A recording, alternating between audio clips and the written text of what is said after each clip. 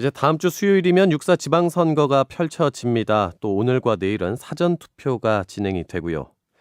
지난 2010년만 해도요, 지방선거 투표율이 국회의원 선거 때보다 더 높게 나왔을 정도로 유권자들은 복지와 환경, 교육, 안전 등 이제 정말 정책을 책임질 대표자를 뽑기 시작했습니다. 선거운동의 한창인 정의당 어떤 공약과 대책들을 마련했는지 알아보겠습니다. 정의당의 선대위 부위원장 박원석 의원 연결돼 있습니다. 안녕하십니까? 네, 안녕하세요. 예. 6.4 지방선거를 앞두고 중앙선관위 홈페이지를 보니까요. 각 정당의 10대 중앙 공약이 공개가 됐습니다. 예, 예. 정의당의 공약 어떤 것인지 소개해 주시죠.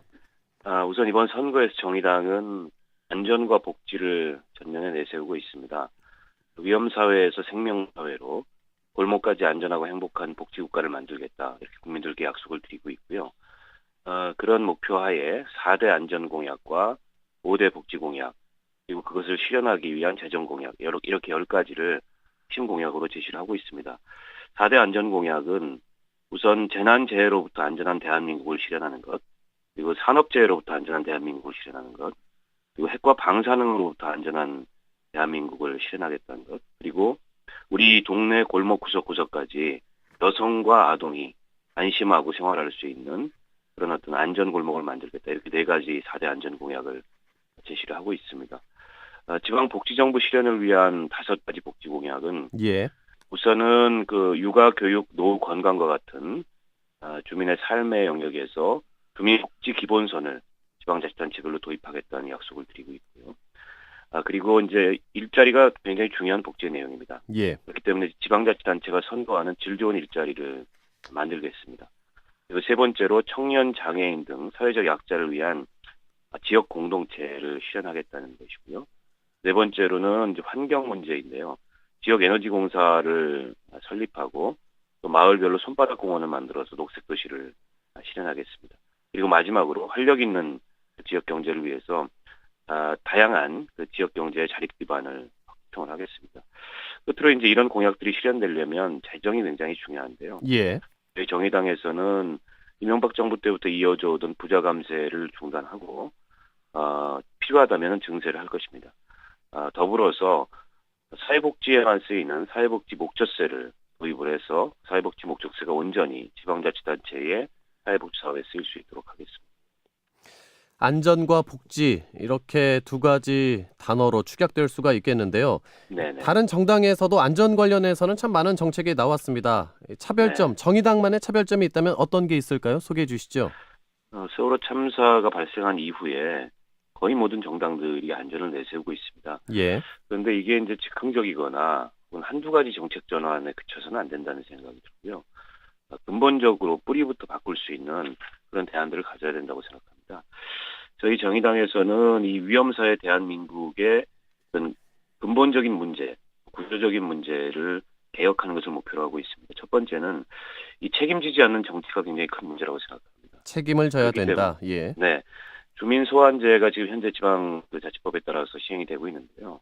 이걸 확대해서 지방자치단체장뿐만 아니라 선출직 공무원이 부정부패를 저지르거나 혹은 그 소명을 다하지 못했을 경우에 우리 국민들이 소환할 수 있는, 여기에는 뭐 국회의원들까지 포함됩니다. 그런 제도를 도입하도록 하겠습니다. 두 번째는 이번에 이제 그 관료들의 어떤 부정부패 문제, 유착 문제, 이른바 관피아 문제가 전면적으로 제기가 됐습니다. 계속 제기가 되고 있죠. 예. 네, 이 관피아 척결을 위해서 공무원의 그 부정 비위가 발생할 시에 원 스트라이크 아웃제를 도입을 하고 최대 10배에 달하는 징벌적 몰수제를 도입할 것을 공약으로 내세우고 있습니다. 뿐만 아니라 공무원의 선발부터 양성까지 제도를 전면적으로 재검토해서 개혁을 할 계획이고요. 그리고 규제 완화가 굉장히 큰 문제였습니다. 무분별하게 규제를 완화하다 보니까 이번 세월호 사고도 선박의 노후 연령을 완화함으로 인해서 발생한 문제이기도 한데요. 예. 안전 관련된 규제는 전면적으로 강화하고 이미 완화된 규제도 원위치시키는 것을 시행을 하겠습니다. 그리고 이제 생명을 안전이나 돈을 생명과 안전보다 우선시하는 기업 활동의 문제도 있다고 생각합니다. 그런 기업 활동이 더 이상 발붙일 수 없도록 하겠습니다. 안전관리 책임을 다하지 않거나 중대 과실로 인한 사망 사건이 발생할 시에 기업의 책임을 묻는 이른바 기업살인법을 제정하겠습니다. 뿐만 아니라 반사회적 기업 범죄에 대한 처벌을 도입하고 강화를 하겠습니다.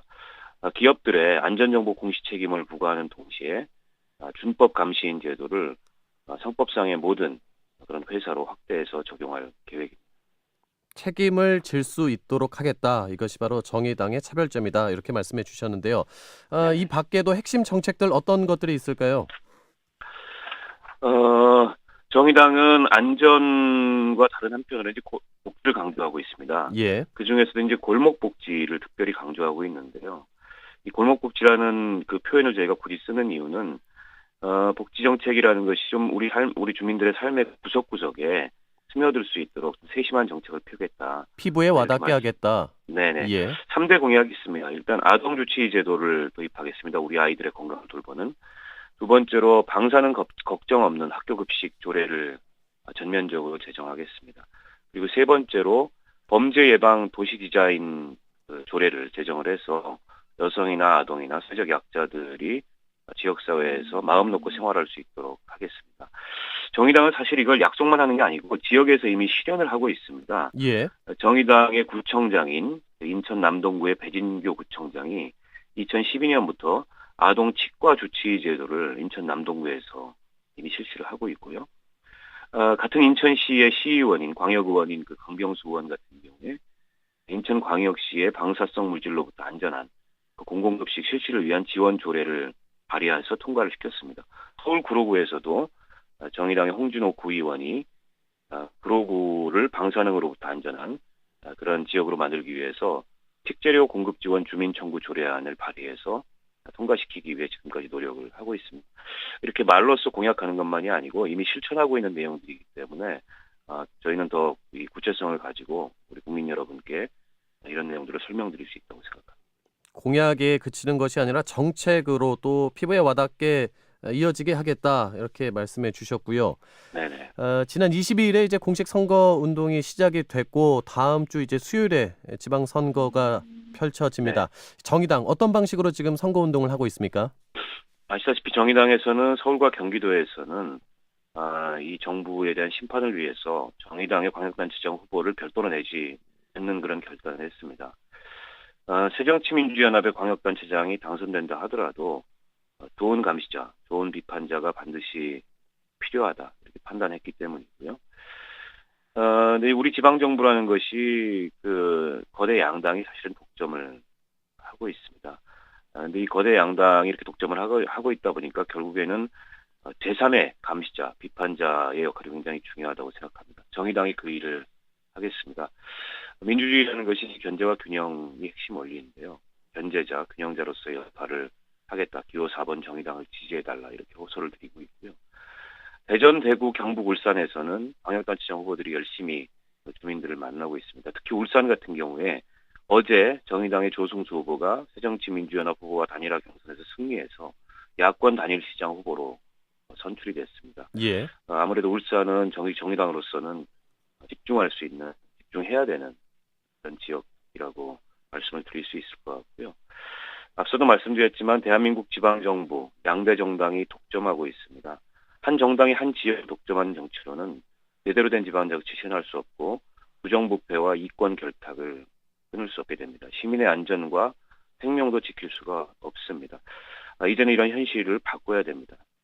어떤 기득권으로부터도 자유롭고 어떤 권력도 성역 없이 비판하고 국민의 입장에 서서 정치를 할 수 있는 그런 정당이 바로 정의당이라고 자부합니다. 최대 승부처 앞서 울산도 말씀해 주셨지만 정의당에서 이번 지방선거에서는 최대 승부처로 어느 곳을 좀 꼽고 있습니까? 일단 울산시장 후보가 야권 단일 후보가 됐기 때문에 저희는 집중을 할 생각입니다. 예. 조승수 후보 같은 경우에는 울산에서 기초의원부터 광역의원, 구청장, 국회의원 재선까지 울산을 대표하는 정치인입니다. 이번에 울산에서 부산과 더불어서 지역 권력 교체를 통해서 새로운 어떤 바람을 일으킬 수 있는 그런 적임자라고 생각할 수 있습니다. 그리고 2010년에 수도권에서 최초로 진보구청장이 두 사람 탄생을 했습니다. 예. 바로 인천 남동구의 배진교 구청장, 그리고 인천 동구의 조택상 구청장. 지금 이 두 분이 정의당의 후보로 재선에 도전을 하고 있습니다. 이 두 구청장을 반드시 당선시킬 지킬 것입니다. 그 밖에도 서울, 경기, 또 인천, 충청, 호남, 영남에서 수는 많지 않지만 또 이름은 많이 알려지지 않았지만 어디에 나눠도 부끄럽지 않은 그런 실력 있고 깨끗한 정의당의 그 지방선거 후보들이 선전을 하고 있습니다. 이미 지방의회 경험을 통해서 지역의 시민사회나 또 지역의 관가로부터 성과도 인정받고 호평을 받았던 그런 현직 지방 공직자들도 있고요. 처음 출마하지만 다른 정당의 후보들과 비했을 때 도덕성이나 혹은 실력 면에서 상대적으로 앞서는 그런 후보들이 지방자치를 바꾸기 위해서 열심히 오늘도 뛰고 있습니다. 국민들께서 많이 주목해 주시기를 부탁드리겠습니다. 예. 끝으로요. 유권자 분들에게 한 말씀 부탁드리죠. 네, 기호 4번 정의당은 다른 정당에 비해서 많은 후보들을 내지는 못했습니다. 하지만 정의당은 우리 사회와 또 대한민국 정치에서 꼭 필요한 정당이고 전국에서 출마한 정의당의 후보들은 지역 정치사의 발전을 위해서 훌륭한 역할을 해낼 일꾼들입니다. 많은 국민들이 아직 정의당을 잘 모르고 계십니다. 이렇게 설명을 드리겠습니다. 대한민국에서 어쩌면 대통령보다 더 힘이 세다는 삼성 재벌이 떡값을 주면서 검사들을 매수하려고 했던 사실을 폭로했다는 이유로 국회의원직을 상실당한 정의로운 정치인 노회찬이 있는 정당이 정의당입니다. 삼성 백혈병 사과와 보상을 받아낸 대표적으로 일 잘하는 국회의원 심상정 의원이 바로 정의당의 원내대표입니다. 지난 참여정부 노무현 정부 시절 노무현 대통령의 대변인이었던 천호선 전 청와대 대변인이 바로 정의당의 대표입니다. 많은 국민들이 인정하고 있고 또 그 실력을 익히 인증해 주시는 그런 이 정치인들이 정의당에 있고요. 또 5명의 국회의원이 있습니다. 비록 지금 국회에서 의석이 그렇게 많지 않은 작은 정당이지만 대한민국을 골목 구석구석까지 행복하고 안전한 그런 복지국가로 만들겠다는 포부를 갖고 있습니다. 열심히 하겠습니다. 예, 오늘 말씀 고맙습니다. 네. 지금까지 정의당 선대위 부위원장 박원석 의원과 함께했습니다. 지난 화요일부터 오늘까지 새누리당 또 새정치민주연합 통합진보당 오늘 정의당까지 각 정당에 동일한 기회와 시간을 부여했음을 다시 한번 설명드립니다.